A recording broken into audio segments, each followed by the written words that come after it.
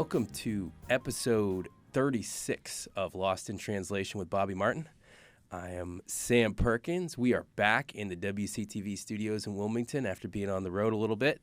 We'll be back out on the road. Maybe we'll pay a visit to tonight's guest is Franklin Pierce. He is the assistant basketball coach for both their women's and men's program.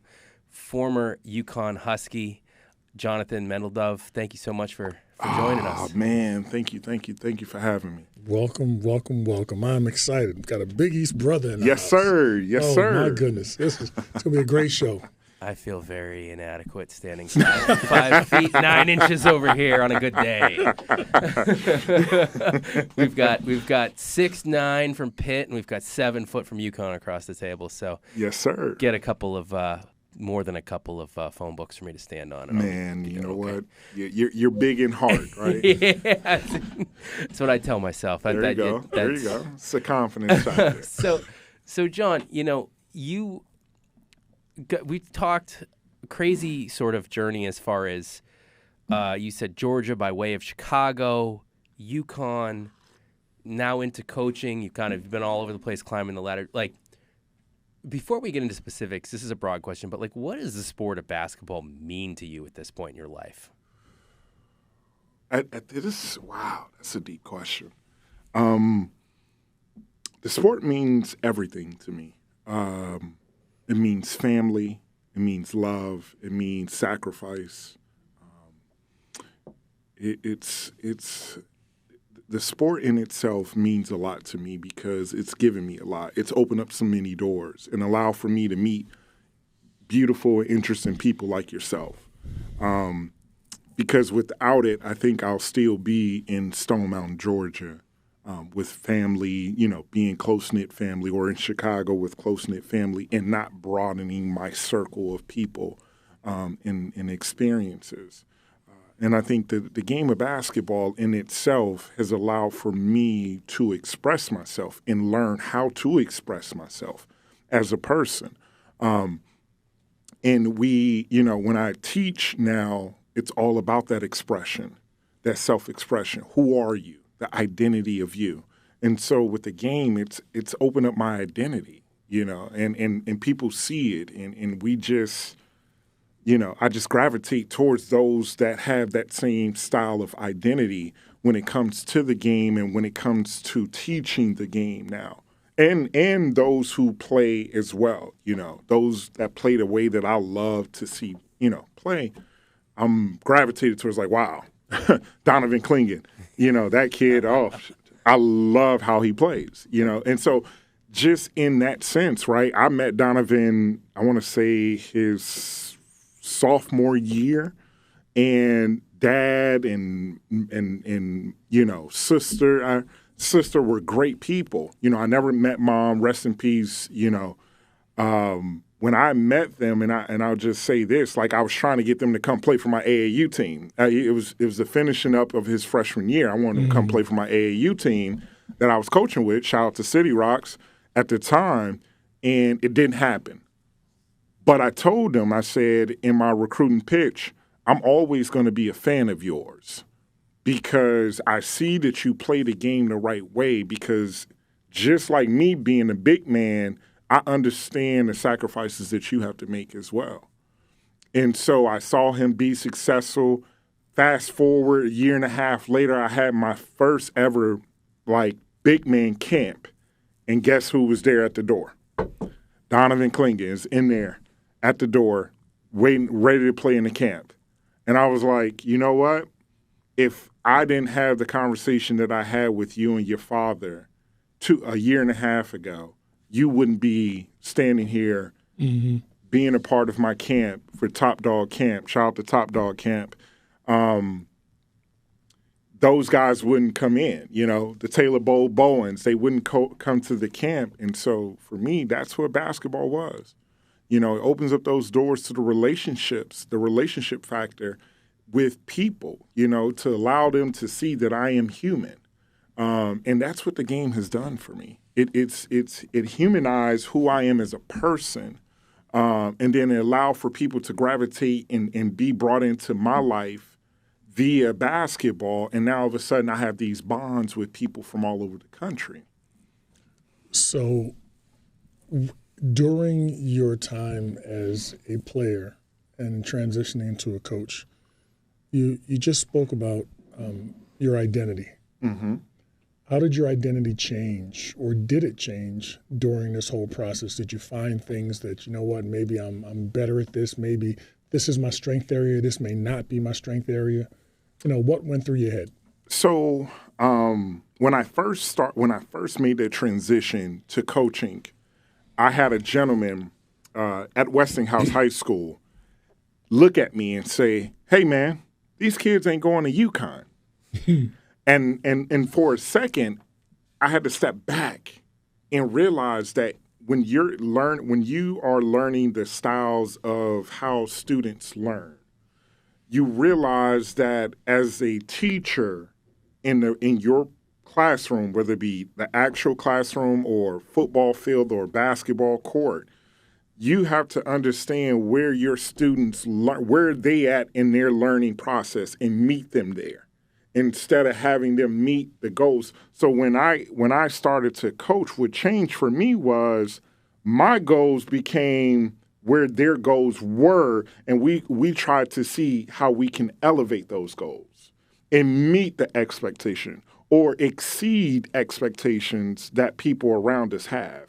And for instance, I had a young lady named Tiara McGowan. Her senior year was my first year coaching high school basketball. And I looked at her and I said, "Tiara, you know you're 6'2", left-handed, and you can jump out of the gym as a young woman. And you can rebound, you can run, you can block shots. You might not be able to be the best shooter, but you can hit a free throw. Do you know you can play college basketball?" That young woman didn't understand it. And I was like, right then and there, my style came into play. My communication with my players to make them understand that they can be or achieve the goals, because they're, unfortunately, far too many of us former players, we hide in the shadows as trees and we just watch the wind blow by instead of stepping out into the vicinity where people can truly see us and see what we're made of.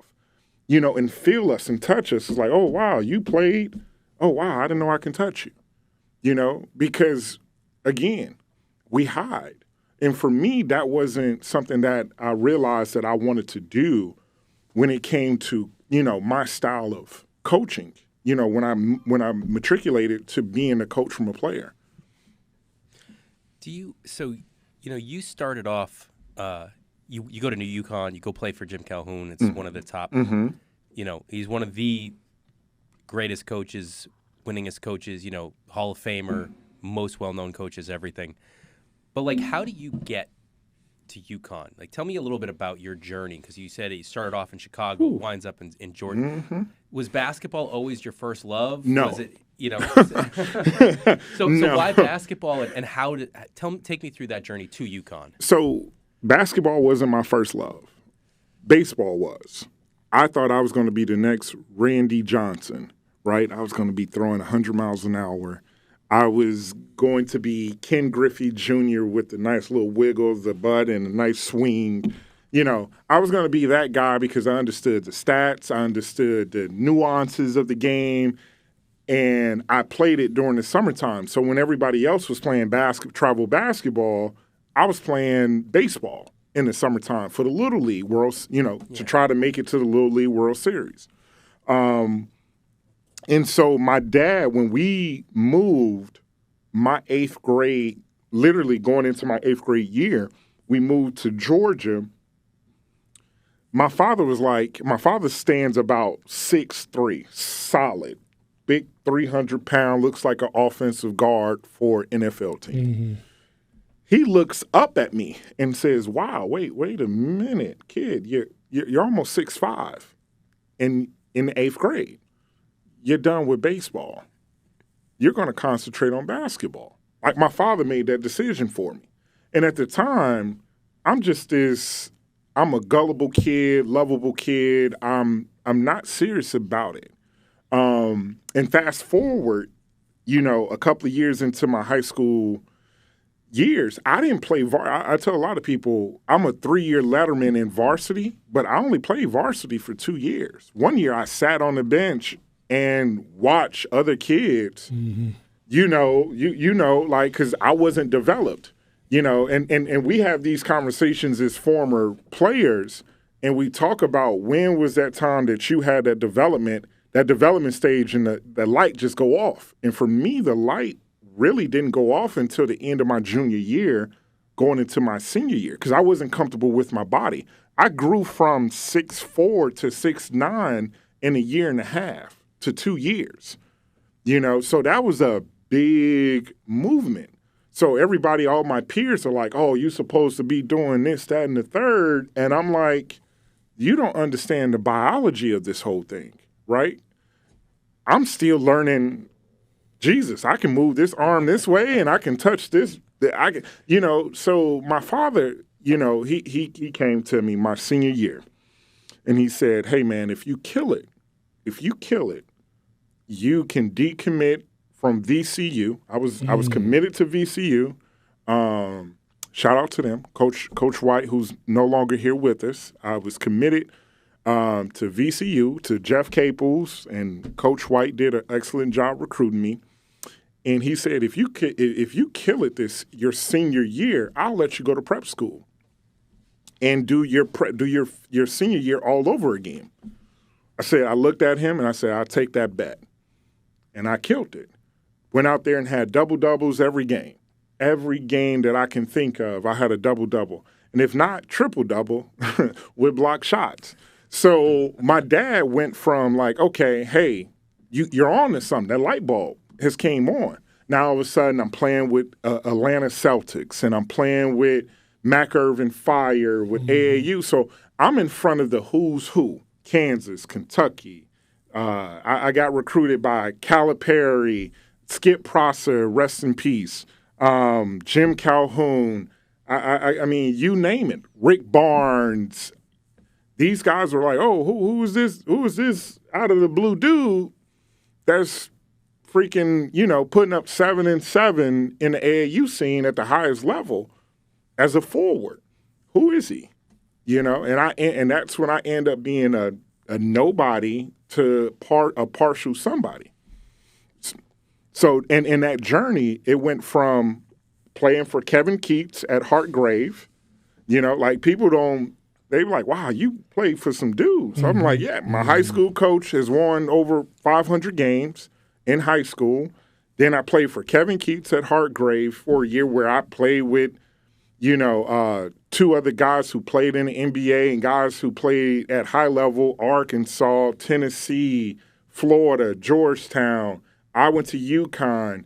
Then guys that went to Ohio, that went to College of Charleston, Richmond. Like, this is all on one high school team, as far as talent is concerned. And I'm missing Indiana. Our point guard went to Indiana at the time. Wow. So you ended up playing for Calhoun. Mm-hmm. What are some of the best lessons that you learned from Calhoun? One of them stems from enthusiasm. Coach Calhoun always spoke about enthusiasm. Having that enthusiasm for life carries you, right? Any hardships that you may have or going through, the enthusiasm is going to get you through that process because you're going to start looking at life in an optimistic view and not a pessimistic view. So when things like that transpire, you have that energy to get you to overcome that obstacle, right? He used to do things, and he was a big community advocate as far as giving money for cancer research. He did, just marathons when riding his bike. He was a guy that gave to the community. And so he would bring in families throughout the years into our practice. And I distinctively remember one family. And it was a young lady that was sitting up in the top bowl area of Gamble at the time. and we were practicing, and we weren't having our best practice. We were kind of going through the motions, and he stops practice, brings us all together, and before he, starts practice, he always brings us together, and he always has like a saying of the day, right? And we kind of, we get it. We get it. That's the saying for today. So he brings us back in, and he says, right now, y'all are not giving us anything. He says, I want y'all to look at something. Y'all see that young lady up there? She doesn't know if she's going to live or not, but she is so excited to see y'all. What's the difference? It's her enthusiasm for life and loving and living and being cared for and showing others how to care, right? That enthusiasm. And guys don't understand. It's not about how many times you score or how many guys you crossed over. It's just like, I'm passionate enough to come out here to work my butt off to make us better. And that was to be honest with you, that is probably by far the biggest lesson I've learned. The other one is loyalty to the word. And when loyalty comes into fact, I see a lot of these coaches when they're doing their press conferences today in regards to their failures. And the first thing they're saying is, my guys weren't ready. They just looked like they were just out there. I've never been a part of a team of his that he says, my guys weren't ready. He says, we weren't ready.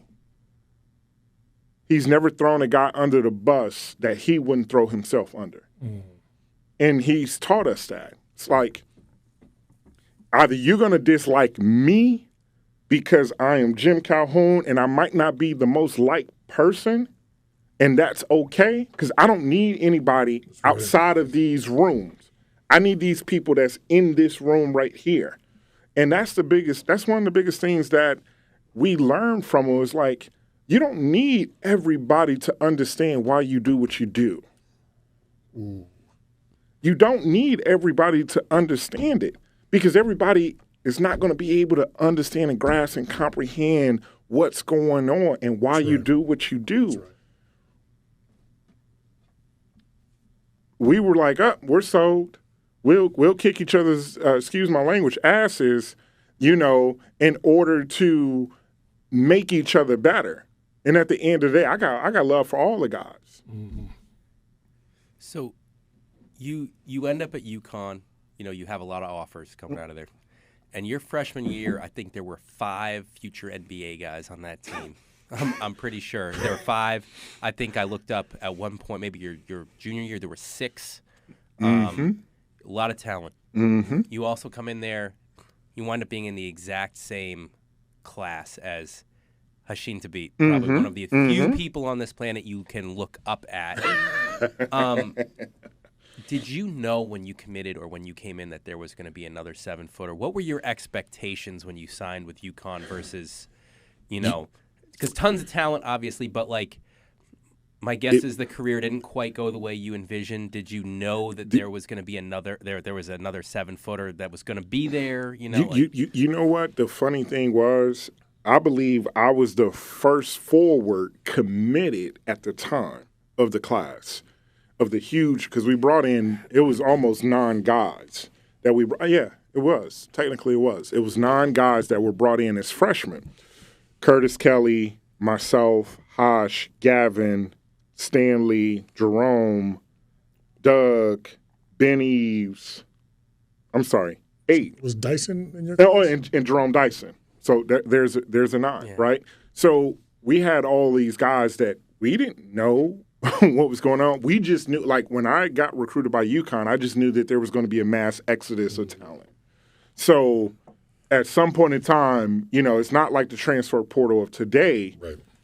You had to go get youth in order to plug in, because back then the transfer guys were typically guys that had to really just play down another level.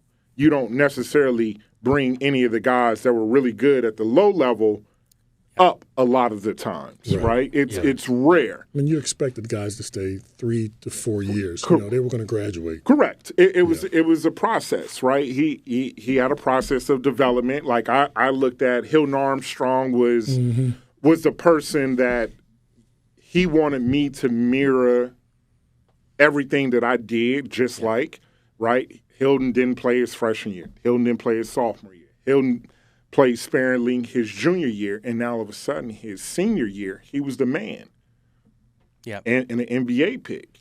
Yeah, he was. You're right. There was always that kind of understudy where you had Emeka Okafor, but then you had Josh Boone and Hilton Armstrong behind him. So, yeah. And that's what he wanted to create at that time. And then when Hosh came, Hosh was probably one of the later signees. But when he came, it was just like, oh, okay, here's the fanfare. Here's one of the guys, if not the guy. And then you got Stanley. I'm like, oh, I knew about him from the South because I've seen him play. Like, you know, Curtis Kelly, I've seen him play. But like guys like Dyson I didn't know. Gavin, I didn't know. Ben Eves and some of these other guys, these Dougie, Wiggins, I never knew until we got on campus and we're all looking at each other like, okay, who are you? You know, and then the upperclassmen were only sophomores. Yeah. So they're young guys too. Like, I got to get mine. Who was it? Jeff Adrian? So we had Jeff Adrian, we had Craig Austrie, we had Marcus Johnson, we had AJ Price.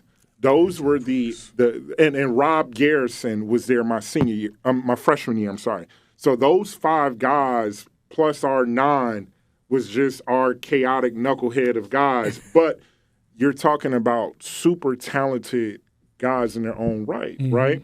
They wouldn't be here if they weren't. I mean, we were a top 5 class in the country, possibly, you know, number 1. Talk about collective talent. When you think, I didn't even realize you have 5 to 6 NBA guys on the roster at any time, and then like 5 to 6 other high-level pros on the roster. And they're all freshmen and sophomores. Like, and that's the thing, right? You don't necessarily realize that you were a part of until it's later on in the process in life, where you can sit back and you can kind of enjoy the fact that you had to battle. I had to battle out with a number 2 overall pick. Who can really say that in practice? Like, some guys can. I'm not discrediting any guys, but from that factor, I was just like, man, I'm learning. Not just learning from him, but I'm battling against him so that when people see me, they're going to be like, oh, yo, he got tested. He's battle tested. Yeah. There's another set, like literally my next year, another Charles Akwandu comes in the next year at 7'1". Yeah. We had 3. We were probably one of, you know, Gonzaga, us, Wisconsin, and maybe not Pitt, because, actually, no. A couple other teams. We were only few teams that actually had 3 7-footers on the roster. Yeah. And were legit big. I can only imagine what practices were like, man. A bloodbath. It was probably harder. Everybody likes to say this. Practice is always harder than games. I got more bruises for practice than I ever got for a game, which is fine. But I loved it. Like, that was probably the most fun that you can have as a college athlete. Because it's like, it's mano-a-mano, and you got to show up. And if not, you know, you're going to hear about it. The boys going to let you know. They love you to death, but they going to let you know, hey, I kicked your tail today, baby. You know, and that's fine. Because I got to come back with something. Or if not, I'm going to continue to hear it. I'll never forget. I think I went to a game. It was with Bobby. I'm pretty sure. Like, so back, Bobby, when you played in college, no dunking in the layup lines, right? Once the refs came out, if you yank on the rim, right, it's a tackle. And that's typically, it's not like that anymore. They finally did away with that rule. Thank you. But yeah, so I you can. Wow. But I remember, you know, growing up, I remember, you know, when I was going to games, playing, like, once the refs come out, I don't know, 20 minutes, 30 minutes before game time. Stay off the rims. Stay off the rims. Stay off the rims. That's right. I will never forget the University of Maine in the preseason. They go to play at UConn. Maine's a small team, not very good in the America East. And I'll never forget the refs are out there, and I swear, man, the refs left the court like 15 minutes before game time. And I just remember that UConn team going nuts in the layup lines. And I was, oh, man, this is going to be a long day for a small school. Stanley, probably, shout out to Stanley Robinson. He likes to put on the show. Yeah.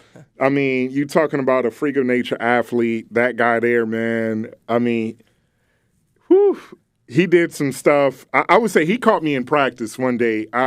He was like, I'm going to get you, and I'm telling myself, no, you're not. No, you're not. And off of a rebound comes over my head, and I look back, and he is coming full steam ahead to catch the rebound. Now, knowing Stanley is a 2-foot jumper, he's not a 1-foot jumper, so it's not a 1-2 and up. It's just like if he sprints and gathers, he bunny hops. Yeah. And when he bunny hopped, boom, and he was up with the ball in his hand as soon as I turned around and I moved out of the way, and he just jams it. And I said, God, dog, he got me. And he just laughed at me. He laughed. And, I mean, this is in practice, and I'm like, God, dog, he really got me. But then I'm like, wait a minute. I forgot who this is. This is Mr. ESPN himself, because some of the stuff you see, you're like, how did he do? Stanley Robinson, obviously, rest in peace to Stanley. He's, by all accounts, super nice guy and gone way too soon. Yes. So when I was a kid, and this is to not get into too many stories, but Bobby knows, like, my dad had played out at UMass with Dr. J. I grew up going to the UMass games in the 90s when they had Lou Rowe, Marcus. They had, they were number one times. And they also, I saw them play Arkansas, like kick Arkansas's ass to open the season. When Arkansas was the defending national champ, Corliss Williamson, I saw them beat UNC when they had a roster full of NBA guys. So I saw real high-level stuff. And then when I got to high school and had my own athletics going on, couldn't get out to as many games. So I was going to, like, lower D1 in the Boston area. When I went and saw you guys in the layup lines, and when I saw Stanley Robinson, that was the first time for a while I was like, oh, that's what that level of athleticism I saw as a kid was. Like I forgot people could jump like that. You know what? As a coach now, I look at that as the norm almost. And it doesn't, athleticism is funny because I was having a conversation with a gentleman probably about a couple of days ago, and we were talking about what's the difference in levels. And I said, to me personally, at the Division II level, you got a lot of skilled guys, and you got a couple of guys that's in there that's athletic. They're athletic, they understand they're athletic, but they may not have a legit traditional skill. And then you got some guys where it becomes down to a mindset, right? At the Division I level, it's a mindset that I know I've mastered the craft of shot making, of moving without the basketball, of setting solid screens, of rebounding at a high rate, at running the floor every single time down and getting into a rebounded position or offensive position to score around the basket, right? That's the difference is the height somewhat and the ability to understand what you're really good at and doing it consistently. You know what? That is dead on point, man. Dead on point. Now, remember in college just playing with Charles Smith and Jerome Lane. Shout out to those two guys. As a freshman, we talk about being battle-tested. And, man, oh, man, I mean, every day I'm getting dunked on. I'm getting, this is the Big East. You're getting thrown on the floor. You got stitches over your eye. And when you realize the talent level those guys were at, let me see, who was it? So when I was at Pitt, you guys, Chris Smith was there, Rob Sellers was there. You had George Tate. Yep. You had the Michael Nadav Hennefeld. He was a killer. God, that guy was a killer. Oh man, that was. You also had the John Gwynn came off the bench for them. He's a ref. He's an official now. Yep. His daughter plays college ball, I want to say, at A&T or one of those D1 schools down Cliff south. Robinson. Yep. Finished up. Cliff was a senior when I was a freshman. Oh, nice. Oh. Yeah. Then you had my guy, Phil Gamble. Phil Gamble. Yes. Wow. Yes. Wow. Yes. Yeah, yes. man, oh man. Yes. The real legend, I call him. Yeah. He was a legend. That's the guy. Phil Gamble can go. I mean, whew.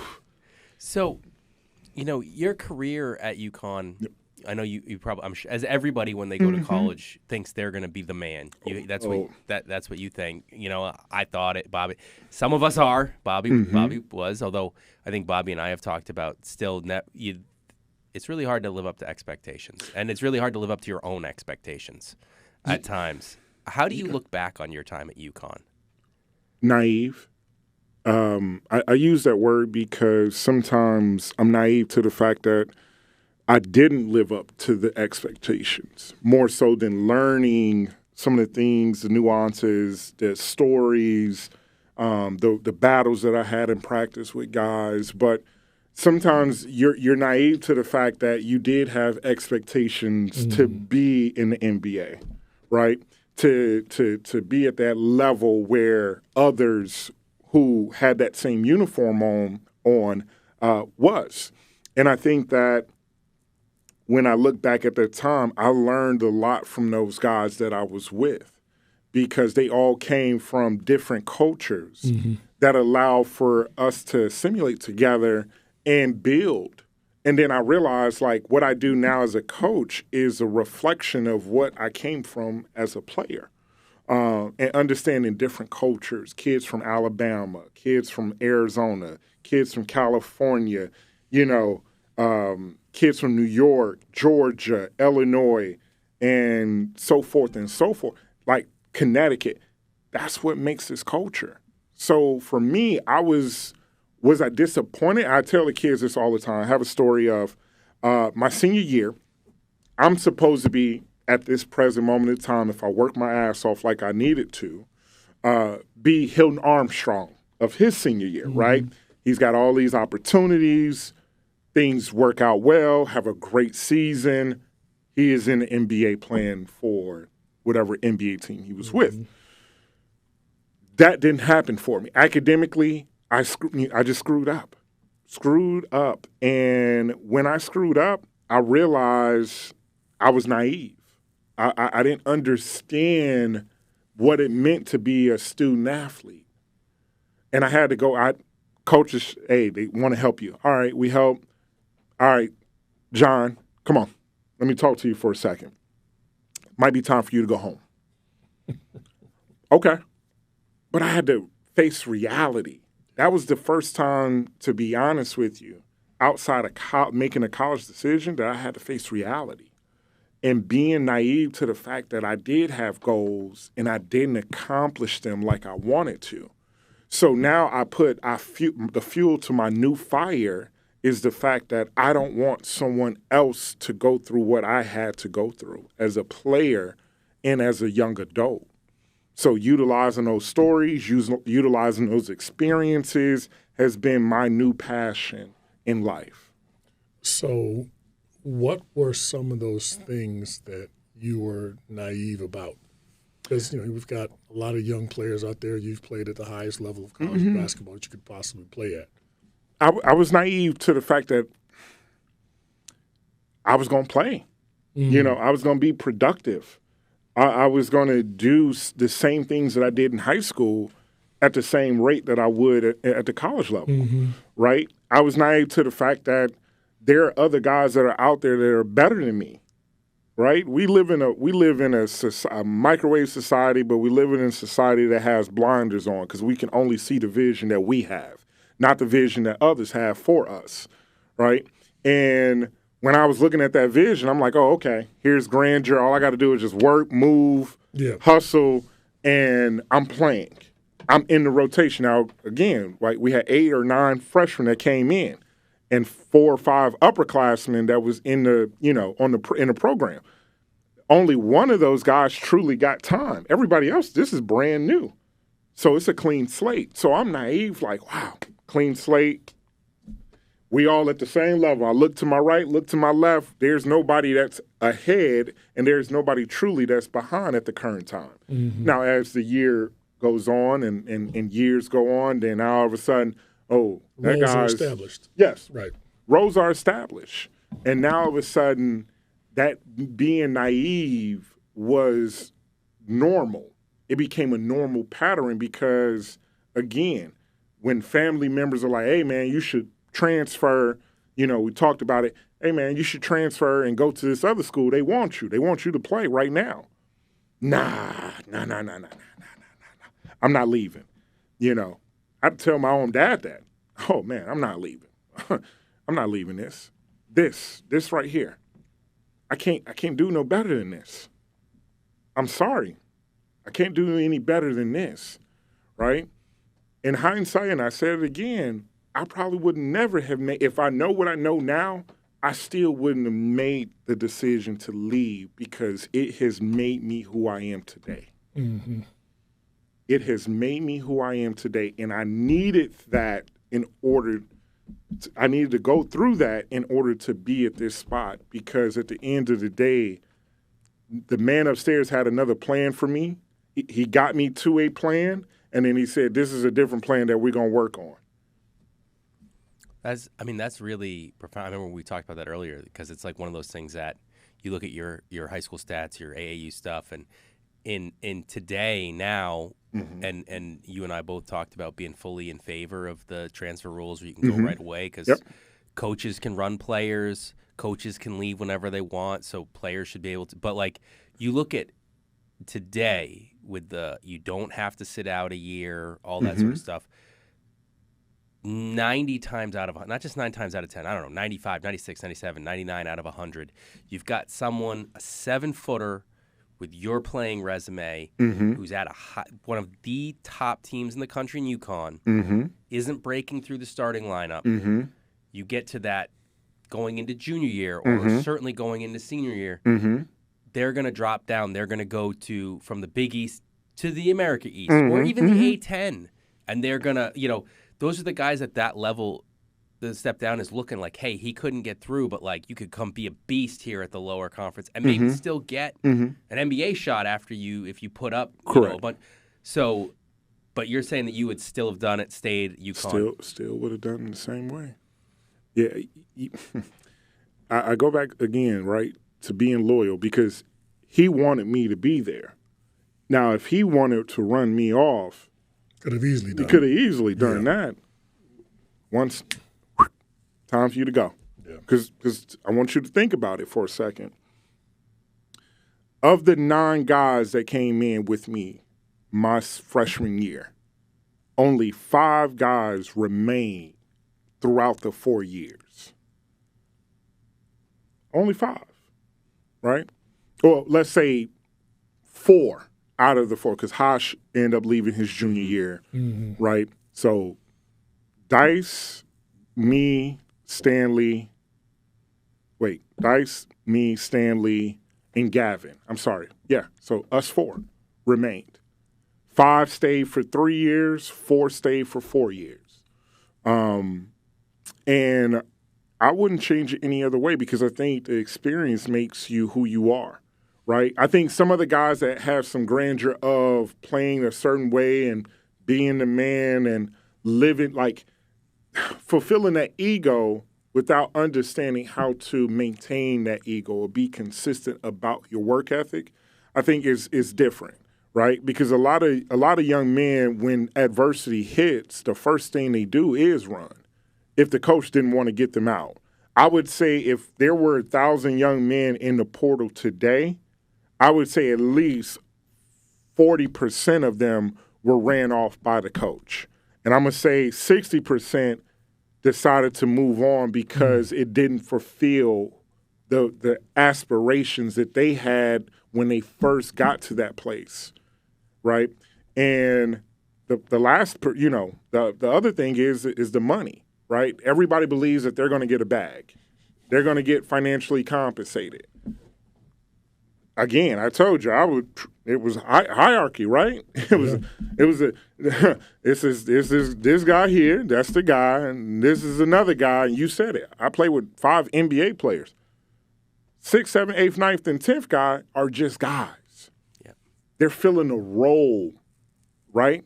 And you have to be okay with that. And I think that's the piece that when I look back and being naive, I'm okay with playing a role without understanding that I am playing a role sometimes. And a lot of young men need to be told that. A lot of young women need to be told that. You're playing a role. But unfortunately, we live in a society when we tell somebody that they're playing a role, the first thing that comes out is hate. They don't understand me. They don't know. Mom and dad, they dislike me. And it's like, no. We understand in life, you're going to be a part of the cog, of the wheel. You're going to keep the wheel going somewhere. You might be the little thing in the middle. You might be the entire wheel itself. You might be the person that's running on the wheel, right? But you play a role in society today. You just don't know it. So if I tell you as a coach or as a former player, you're playing a role, and it's okay to exceed expectations every so often, but you're still going to play a role because at the end of the day, you're not bigger than the sum, right? You're just part of it, because if I remove you, somebody else is going to be plugged into that hole. So right now you're talking more about life than anything else. So in your coaching experience, how do you go about communicating the role that the player is going to have? Because sometimes in a culture that is high on safetyism and people feeling good about themselves, and, the kids having some serious, mental issues. Well, yeah. How do you go about dealing with your kids on your teams? So I like to bring them in one-on-one. I like to bring them in one-on-one and talk with them and give them a breakdown of what I see. And I want them to understand that I want you to exceed these expectations. You may come off the bench and play 10 minutes. You may start and play 25 minutes. But I want you to exceed each and every one by being consistent at doing what you're doing. For instance, had a young man this year, can shoot the ball. Not a really big handler, not a great finisher, not a great passer, but he can really shoot the basketball. So I bring him in after our first couple of games. He hits a game winner just because in the corner, was cold as can be, didn't even play 2 minutes in the game. But we put him in. We say, hey, go stand in the corner. The guy's going to come off the screen. He's going to hit you, and you're going to shoot the shot. The shot. My first win as a men's basketball coach at this level for Franklin Pierce. And I brought him into the office, and I said, hey, man, you can really shoot the ball. I want you to shoot it when you get the opportunity to do so, right? Because you're going to make us better. Okay, all right, coach. Didn't believe me, right? Fast forward 3 more games. He decides he's hot. Whew. He ends up with the game 24 points, about 4 rebounds, 5 assists, and he's coming off the bench. Everybody in our conference is like, why is this kid not starting for y'all? Because he's playing a role. I don't need him to start this thing off. I need for him to manage us and our expectations. When we have lows and we cannot score, we put him in to play a role. Right. And he comes in and he just knocks it out of the park. Some other kids, they get frustrated with the head coach and say, I don't know if he understands or believes in me. It is not for him to believe in you.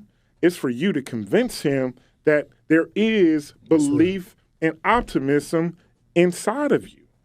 You got to be okay with a task, a goal at hand where these short little tasks that you got to do to accomplish that belief and that security and understanding that the coach's job is to put the best players out there in order to win the game.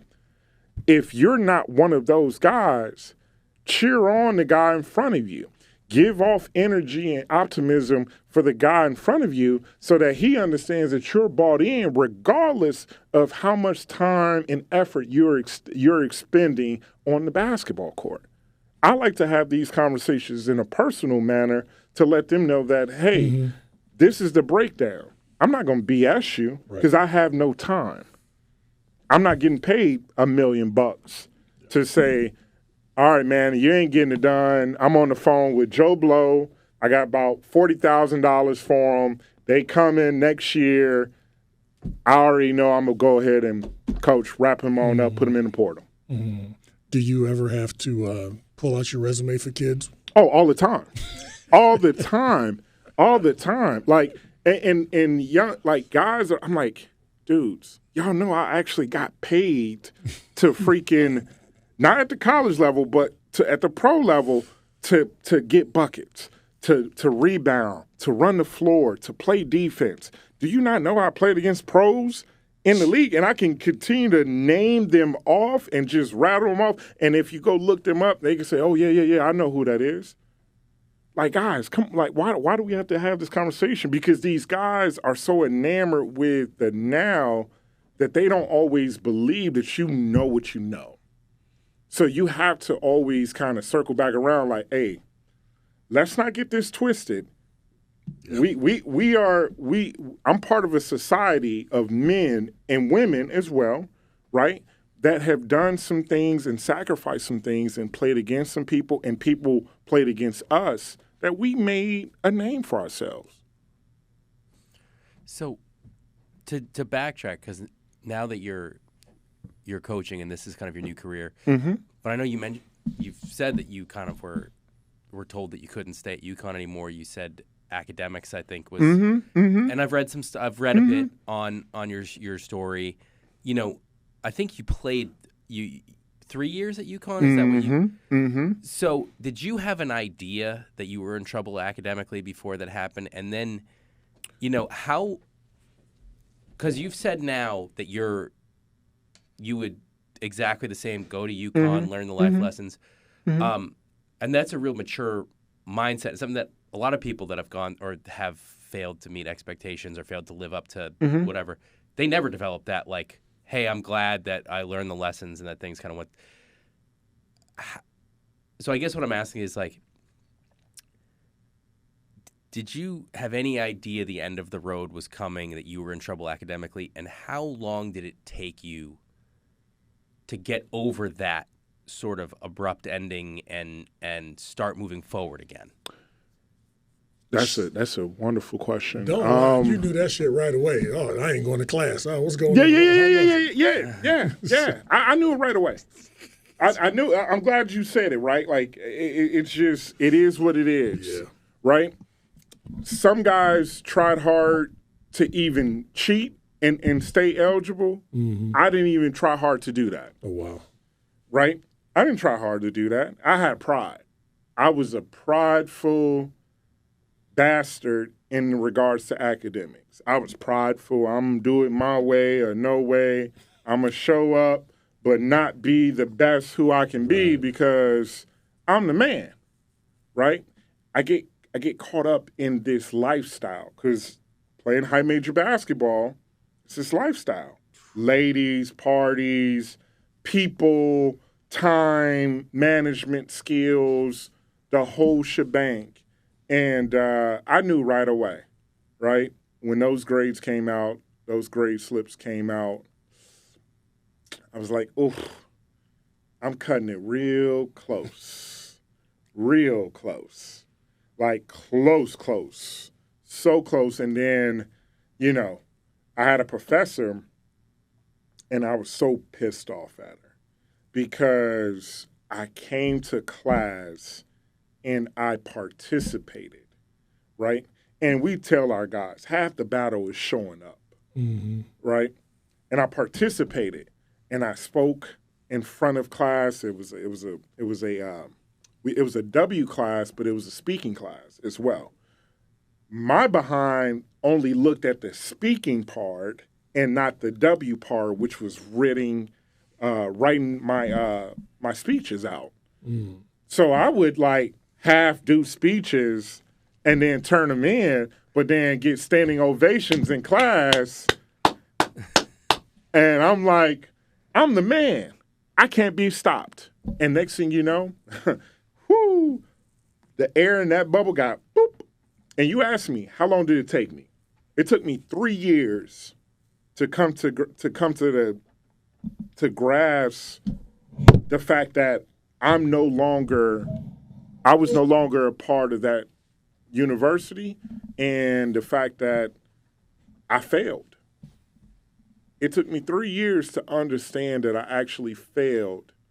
And it took me a year to find a new passion after playing.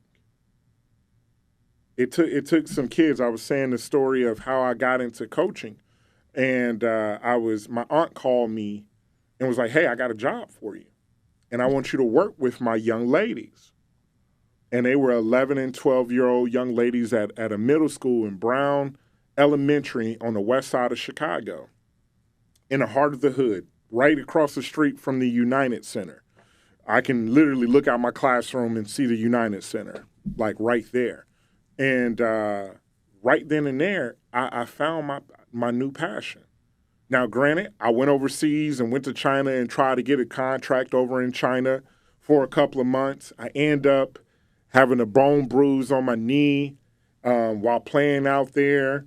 And I came back home, and in the summertime, my uncle is on the phone with a buddy of his and says, "Hey, man, Westinghouse job is open?"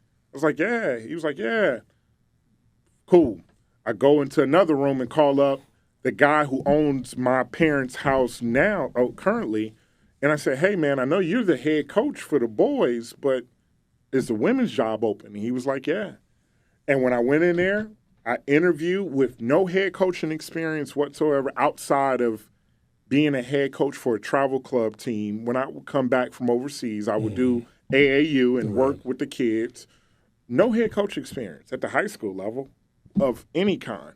And I convinced them that I was the guy. And from right then and there, after that 3-year hiatus of doubt, uncertainty, hurt, I've really found my true passion, and it was coaching. And I got into it from the organic, to me, I call it the organic way, which is from the grassroots to the youth, to the adolescent age of 7 to 13. Then you got the young adult age I did, and then I rode the young adult age all the way out until last year, when I got my first college coaching job down at Elizabeth City State University on the men's side. So, did you go back and did you end up getting your degree? I did. I actually the fall of 2017, I ended up going back and working. I was working, coaching at night, working during the daytime, and on Tuesdays and Thursdays I had class downtown Hartford. And I had to get a 3.0 GPA, and I ended up getting a 3.0 GPA for the semester. And I cried. I cried across the stage, man, because for the first time, outside of coaching, right, I coached against Jim Boeheim's kids in high school and some, other kids going off to college and just things of that nature. That was the first time that I accomplished something that wasn't for my parents. It wasn't for coaches. It wasn't for Jim Calhoun or any of these other guys. It was for me. It was that first time that I was selfish, and I can say I was proud to be selfish at that moment in time. Well, it's funny you said that, because when you're talking about your dreams, and any kid that's listening to this, it's really important that they know that their dreams have to be their dreams. Whatever they think has to be what they think. Whatever they're going to do has to be what they're intent on doing. And I had to tell my own parents that, like, I'm not doing this for you. Mm-hmm. I'm doing this for me. This had to be liberating, huh?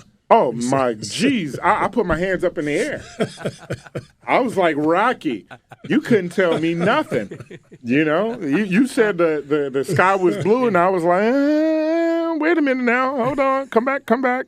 It may not be blue. It may be blue in your eyes, but not mine. These four eyes right here, I'm just saying, if I can tell young adults, young adolescents right now is to start the foundation of understanding the word no. When I say that, meaning allow no to structure who you're going to become. Because without no, you'll never understand why you're getting a yes.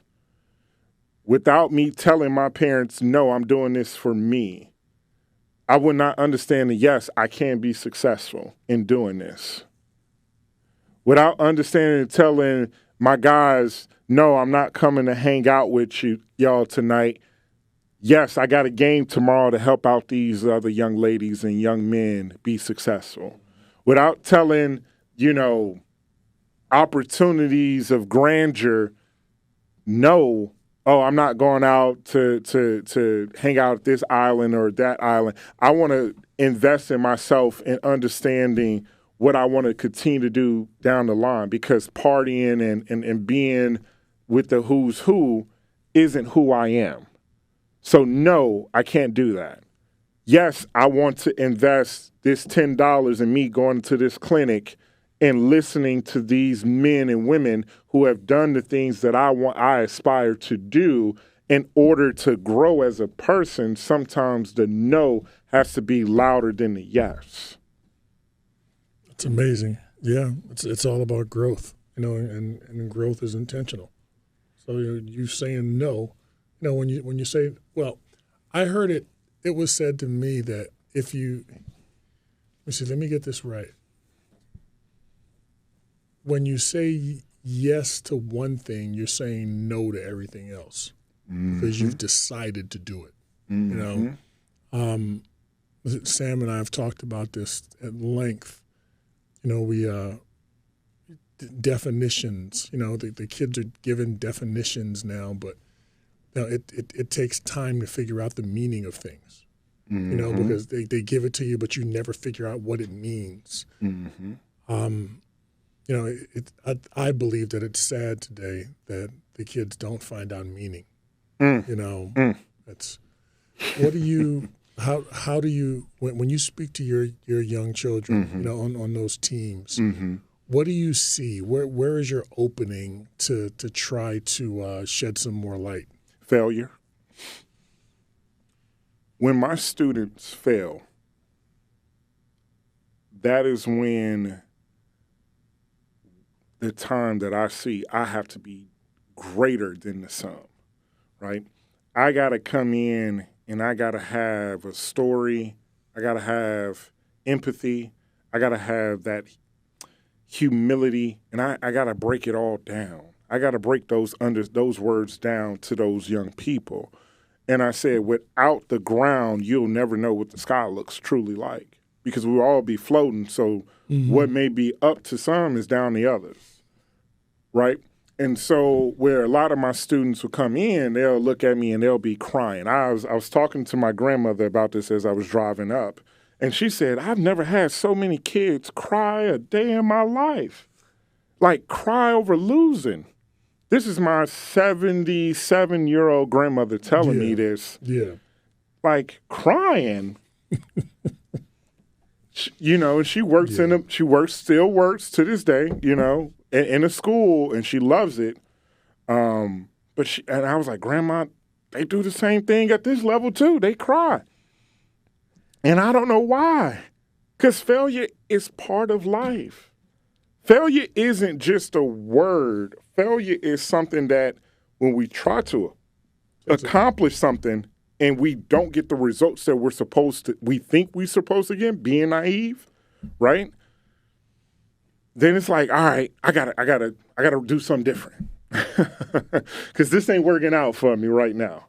And so I have to break that down to our students because at that present moment in time, like I know, right? Your coach brings you in, you this thoroughbred of an athlete, and you coming in and you doing all this posturing and, you were the man in your town or place and you're coming here and he's like, go set that screen. Mm-hmm. Be on time for that one. Box out that guy. Charles Smith shouldn't be getting that easy of a shot. Why aren't you moving your feet? Mm-hmm. And you're like, damn, can I do anything right? Can I do anything right? And right there, if any of these players are listening to me, right? If you're listening to me, understand this.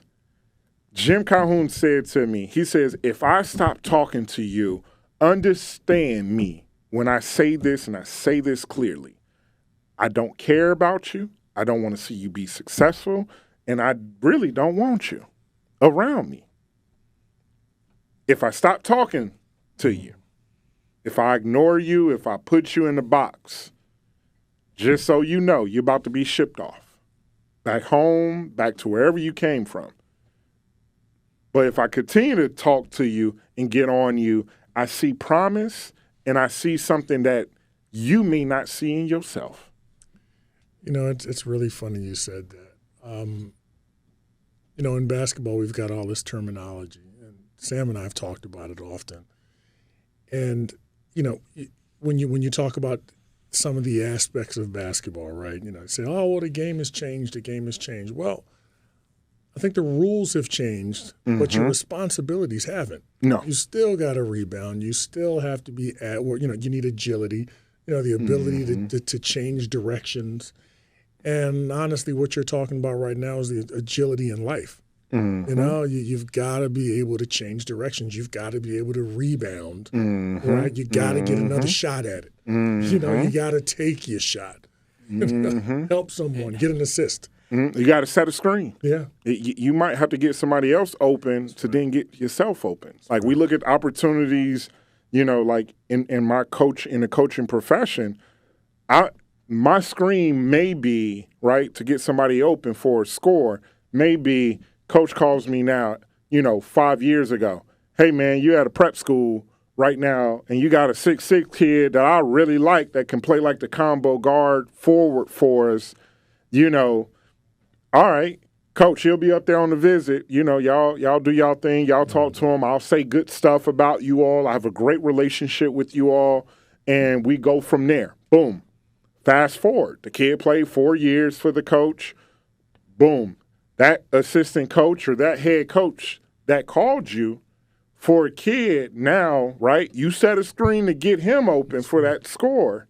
Now all of a sudden that screen, right, that you set for him, he reciprocates and gets you open with a nice bounce pass for a layup or for a jumper in the corner, right?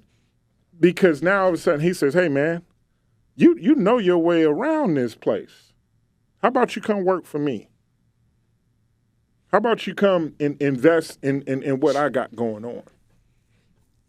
We haven't had a lot of guests in here at all that have made me – I'm thinking like 6 steps ahead because John's saying so, and I'm like, this will be a good question to ask. No, wait. No, I want to watch this one. Because it's like, there's only so much time. I know you guys are busy. Everybody's got families and responsibilities and cold drive home. And right. Oh, man. But, there's so many questions. I'm like, I want to ask him this.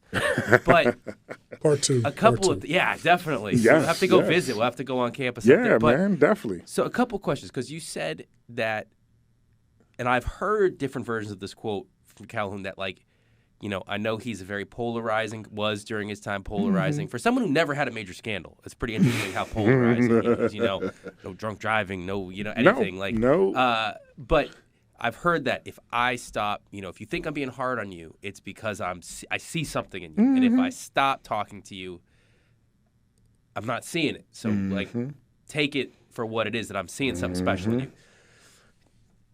Was there ever a point before you had to leave that coach stopped talking to you? And do you have a relationship with him today? So, to answer the first part of that question, yes.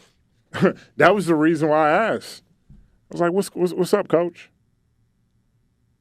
What's going on? You know, we walking out of practice together. You know, John, I stopped talking to you is because, you know, it's something going on, you know. And for me, that was eye-opening because that was probably one of the first times where we had like, you understand this, right? As a player, we typically don't want to be sitting in the coach's office, right? Now, we're more than likely to mingle and build relationships with the assistant coaches because there's that side of where, well, the assistant coach don't truly make all the decisions. He's just a piece of the decision. Where the head coach, you sitting in the head coaching office and you're thinking like, damn, what did I do wrong? Because ain't nothing in here that me and this man that's probably 30 years my senior have in common that we're just in here just shooting the crap, right? Excuse my language, but just shooting the shit.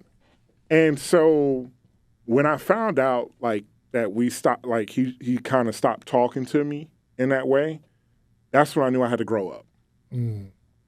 That's when I knew I had to grow up. I had to face the facts, you know. And the music was playing. And so fast forward, right, 2016, I get a phone call out of the blue. Hey, John, it's Coach Jim Calhoun. Huh? Yeah. I see you're up there coaching in Syracuse, and how does it feel? How does what feel? How does it feel to be on our side? You understand what we went through.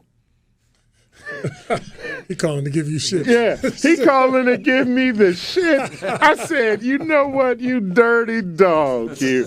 I said, awesome. now I get it. I get it. Yeah.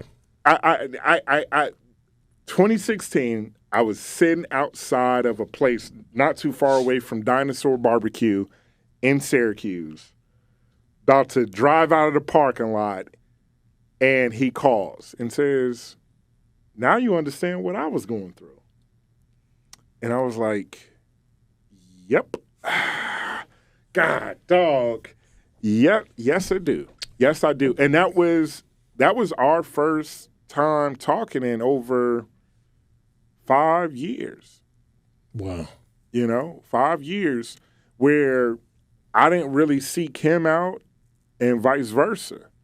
You know, he's always paid attention, but never to seek out to, you know, just to hold conversations. That's not him. He wants to know that you're doing well, that you're healthy, that your family's doing well, and then going about your merry way, right?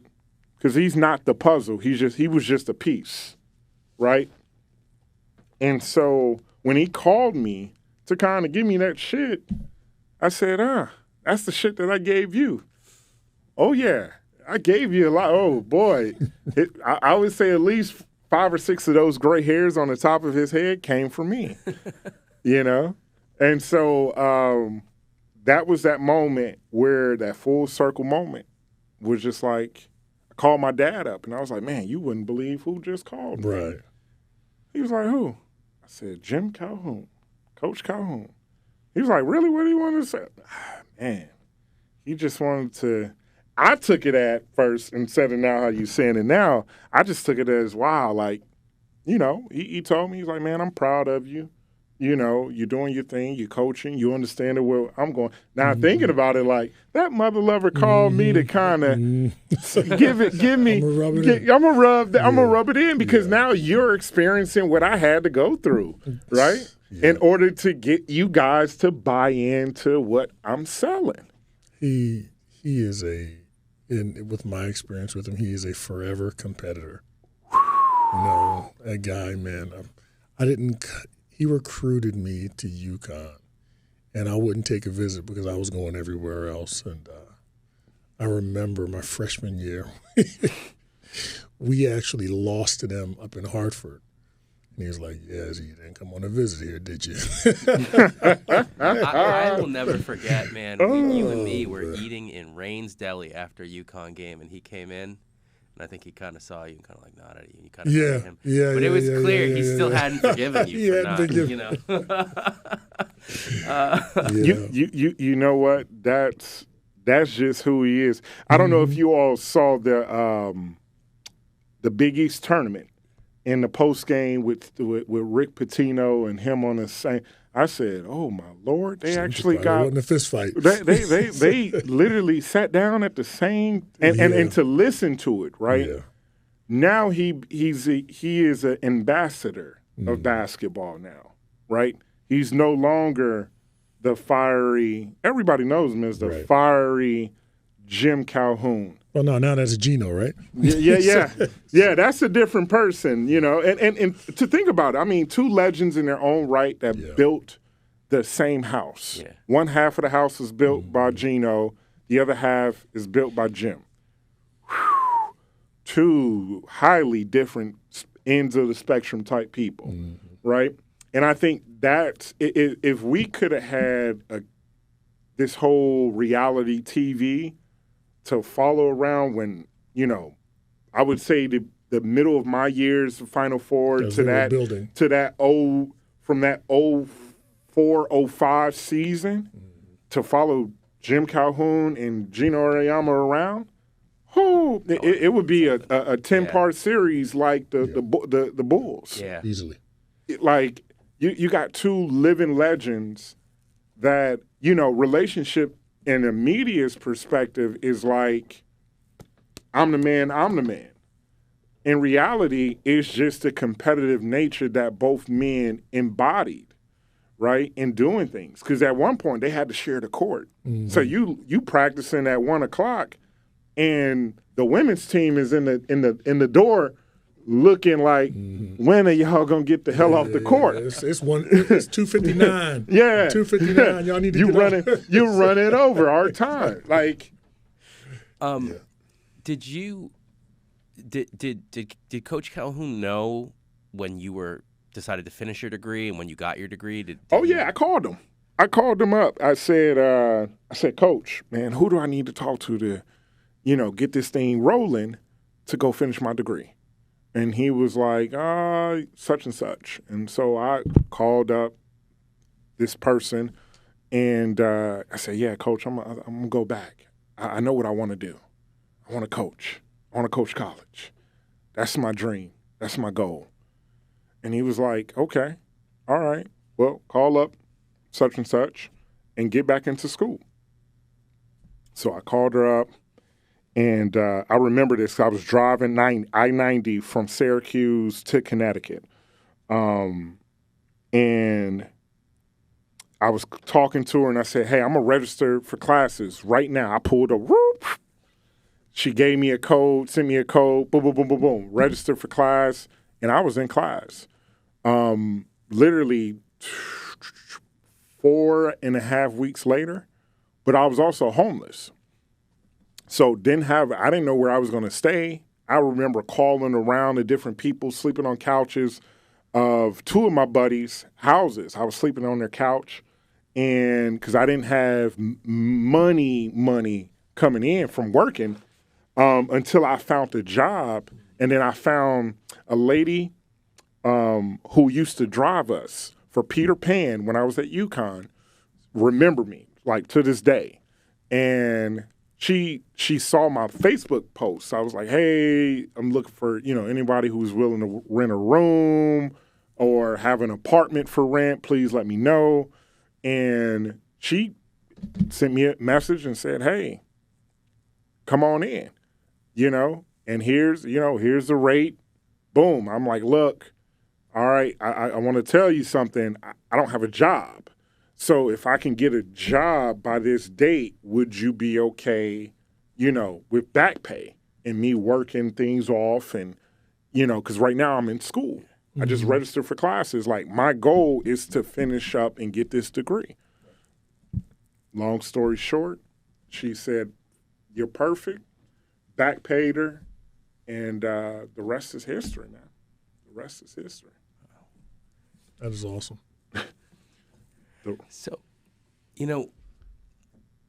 this is your second year of coaching college, which you said, as a dream. I know it's not the dream final destination, but you had, you go from the Division I playing lifestyle, not just Division I, but UConn at the height of Jim Calhoun UConn, which is that is first class everything. That is Final Fours. Final Fours. That is expectations, exposure. NBA players, and you're coaching Division II in New Hampshire. The winters are cold, and you're an assistant coach for men and women's. How do you balance that? How different is this lifestyle, and how do you coach both? How do you manage it? You know what? It's a grind. The one thing that I realized that I was good with, right, was my talent of communicating. And I can see things for what they are and just say it without any, not like a negative recourse, but just like any backlash, right? I'm okay with communication of someone disagreeing with what I said. And that's fine with me because others are not. They're not okay with it. And for me, I don't judge. I only empathize and I look at the view of coaching both men and women. And people ask me, what's the difference? I said, the only thing that's different is the athleticism. Everything else is the same. The footwork, shooting, finishing around the rim, communicating, boxing out, rebounding, setting screens. I mean, the passing, the list goes on. So what I hear is that it's different.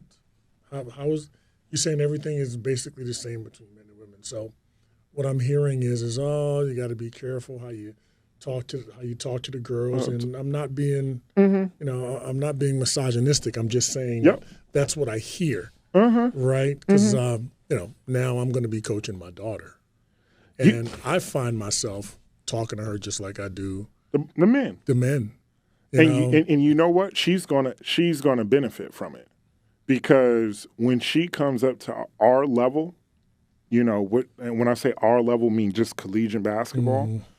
She's gonna be perfectly fine. I had a sister that played, and I kid you not, the only way she would understand any type of direction, unfortunately, is being used some foul language from a certain individual that just so happened to coach me in high school as well. and he had to show her that I'm just as tough as you. I'm just as a badass as you are. And I care just as much as you do. So what makes you any different than me? So when I look at our players and I say to them, for my women's side, I go with the hierarchy. It starts with you and you, and everybody else in here follows up. It's a pecking order. I don't care what the head coach didn't say. I'm going to tell you. The hell with your feelings. It's all about your experiences and the love and the empathy and the passion that you have to play this game. Simple. Yes, you have to be careful. I have a young lady literally at halftime of every game we've played. Give me a word. You're beautiful. You're intelligent. You're gonna have to be ferocious. And my head coach, he looks at me like, "Hey, brother." He's a male. He's like, "You okay?" I'm like, "Yeah." She wants a word. He's like, "Man, I don't know how you do it," because he'll feel it will put him in. And I said, No. See, I build with the 4 years, and he's got way more experience than me, right? But in my 4 to 5 years of coaching young women, I realized being direct with them was probably the best way to deal with them. With young men, you have to be indirect in public, indirect in private. Because now all of us, because the ego got to be deflated a certain way. in order to be pumped back up the way that you needed to be pumped up. You'll lose them if you just call them out Doop, all the doop, time. doop, doop, doop, doop, doop, doop. There they go. He's gone. Don't worry about him. Worry about him because he's gone. But for the young women, it's just like, it's not about the ego. It's about the expectations of being perfect and navigating that. Right? Because our young women think about being perfect. Our young men just think about opportunity. Because as long as I got opportunity, I'm playing, baby. I'm good. I'm good. Yeah. Women want to be perfect. Right? I missed that shot. Okay, get back on defense. I gave up that offensive rebound. Okay, box out again. They called me for a foul. Okay, just move your feet a little bit quicker, right? It's solutions to every question that's being asked of these individuals. And so when I look at it now, going from a player to a coach, the one thing I tell student athletes is feelings get you hurt. They hurt your feelings. They hurt the feelings of other people around you. They put people in bad predicaments. They get physical. I said, if you take away feelings and you put forth more action towards your intent, the success, right, outweighs the no's. No, you can't shoot. Oh, yeah, you can, because you've been in the gym putting up 250 shots a day, every other day. And so that's why I tell our guys, like, feelings, me and feelings don't go along together. Calhoun, right? My high school coach, all the colorful language that I heard. And it's not to dehumanize a person or demoralize a person, right? It's to say to a person, you're more than the sum that you're given.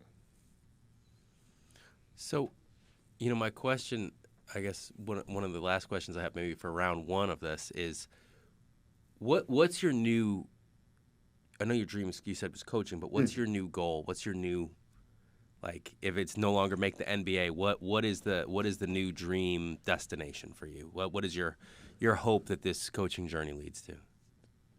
To answer part, I would say the destination piece of your question, I'll answer that piece first. My destination is where my feet are planted at currently. Because I don't control the where. I control the what I'm doing, right? My dream, my new goal is to be a head coach someday, to impact and empower those that sometimes feel like they are not impactful or they're in control. And so that's my dream, that's my aspirations, and that's why I'm sacrificing time away from family in order to be the man that I want to become. And that when they look back and they see all the sacrifices and they say, wow, that was the man that was cooking in the oven. It was a while. It took a little bit. Mm-hmm. Instead of being on 450, it was on 250. Crock pot. It's a crock pot. Oh, yeah. It's slow cooked. Slow cooked. And so, my dream, I'll tell you guys, man, my dream is to be the head coach of UConn. Because I want my story of the failures and being naive to the now, like, this dude can coach? Like, this dude understands the nuances of coaching, the concepts that's going on in today's world, can communicate with players. I didn't know that. Because at the end of the day, when you play at the high major level, you're not taught sometimes, like some of the low majors, how they're loved in coming back and being a coach. You're not. Right. Go play pro ball, go play overseas, go make as much money as you possibly can, go love your family, go change your family's trajectory, and live your life. Now, if you coach, that's just like an added bonus. Yeah. Right? And so for me, now I want to change that narrative. Well, I mean, I think Kevin Ollie's done it. Oh, yeah. And, there's Kevin, no reason you can't. Danielle Marshall, Danielle, yep. Kevin Ollie. You have my guy that's at Rutgers, the head coach at Rutgers, Pikel. You have my guy that's at Georgia Tech as assistant coach, but he was a longtime head coach at G-Dub. That's from Hobbs. Yep, Coach Hobbs. Wow, you know your stuff. And you got some guys, right? But it wasn't like this is a pattern of guys, right? Mm-hmm. There's no guys from the 2001 class that's an assistant coach somewhere right now. You know, Ricky Moore is at North Carolina A&T, right? So you got breaks.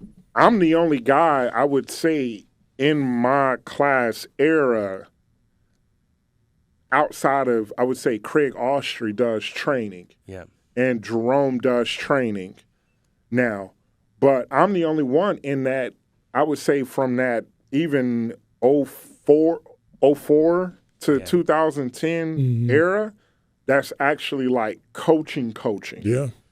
Wow. You know, so I don't have anybody to look to my right and my left and like, hey, my brotherhood is doing the same thing that I'm doing, you know?